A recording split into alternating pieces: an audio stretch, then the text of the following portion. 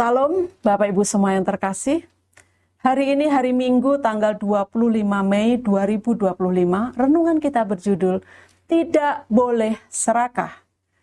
Firman Tuhan kami ambil dari Injil Matius pasal yang ke-21 ayat yang ke-33 sampai dengan ayat yang ke-34.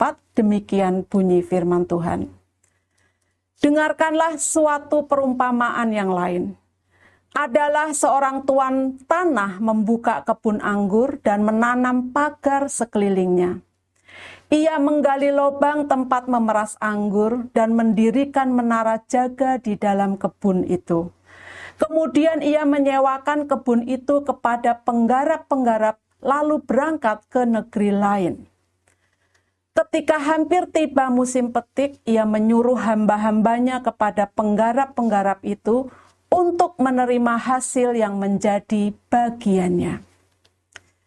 Saya membaca kembali perumpamaan tentang penggarap-penggarap kebun anggur. Saya telah membaca perikop ini berulang kali sebelumnya. Namun sepertinya saya telah melewatkan beberapa detail yang diberikan penulis Injil Matius ini. Saya bertanya ulang konteks apa sebenarnya yang menyertai perumpamaan ini. Saya mulai bertanya, seberapa dalam Yesus mengerti dunia usaha pada masa itu, sehingga ia menggunakan ilustrasi pemilik kebun anggur yang menyewakan kebunnya setelah mempersiapkan semua kelengkapan yang diperlukan untuk menyewakan kebun anggurnya pada orang, lalu ia pergi. Itu adalah kebiasaan menyewakan kebun yang berlaku masa itu. Berapa pembagian keuntungan yang diharapkan dari situ? Misnah Yahudi menyebut angka 20 sampai 50%. Sekalipun ia ditulis pada tahun 200 Masehi, tetapi misnah ini masih dapat merefleksikan kebiasaan-kebiasaan pada abad-abad sebelumnya. Ada beberapa hal menarik yang terungkap dari perumpamaan tentang penggarap-penggarap kebun anggur ini. Yang pertama, di sini kita bisa melihat dengan jelas bagaimana Yesus menempatkan dirinya setara dengan pemilik kebun anggur itu. Ia bukanlah bagian dari hamba-hamba yang diutus, yang menggambarkan nabi-nabi Tuhan. Ia adalah anak dari pemilik kebun anggur. Tiba-tiba saja saya menyadari bahwa disinilah kita bisa melihat Yesus mengakui dan memperlihatkan kepada kita bahwa ia bukan nabi atau utusan yang biasa-biasa saja.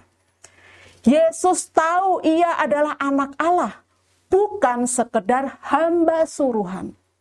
Saya kagum dengan pemaparan ini, sebab ini membantu saya menjawab pertanyaan, apakah Yesus tahu dirinya adalah Tuhan? Inilah jawabannya. Yang kedua, pemilik dari pelayanan adalah Allah. Sampai kapanpun kepemilikan itu tidak pernah berpindah tangan. Kita hanyalah penggarap atau penyewa yang akan berbagi hasil dengan Dia yang menyampaikan pertanggungjawaban kepadanya. Namun seringkali karena sudah berada begitu lama di suatu tempat, posisi dan keadaan, membuat kita merasa menjadi sebagai pemiliknya. Lalu timbul keserakahan kita, kesombongan kita. Akhirnya kita berbuat jahat. Yang ketiga, sebenarnya tidak ada pelayanan yang berasal dari kondisi nol tanpa persiapan yang Allah lakukan. Tidak ada pelayanan yang dikerjakan dengan usaha sendiri mulai dari nol lalu menghasilkan sesuatu. Semua pelayanan bermula dari Allah. Ia telah mempersiapkan segala yang diperlukan oleh penyewa dan ia akan kembali untuk menanyakan bagi hasil yang seharusnya ia terima sebagai haknya. 3 hal ini saja sudah cukup memberkati hati saya saat menyelidiki bagian ini. Saya semakin disadarkan sebagai seorang hamba Tuhan, saya harus memberikan yang terbaik bagi sang pemilik sejati kebun anggur itu, yakni Allah sendiri. Saya bukan pemilik kebun anggur, saya hanyalah pengerja yang tidak boleh serakah. Kata-kata bijak. Sebagai pengerja kebun anggur, kita harus memberikan yang terbaik kepada sang pemilik kebun. Bapak Ibu, mari kita tundukkan kepala kita untuk berdoa. Bapa, terima kasih karena telah memberi kesempatan kepadaku untuk menjadi pengerja di kebun anggur-Mu. Aku mau menjadi pengerja yang baik. Dalam nama Tuhan Yesus aku berdoa dan bersyukur.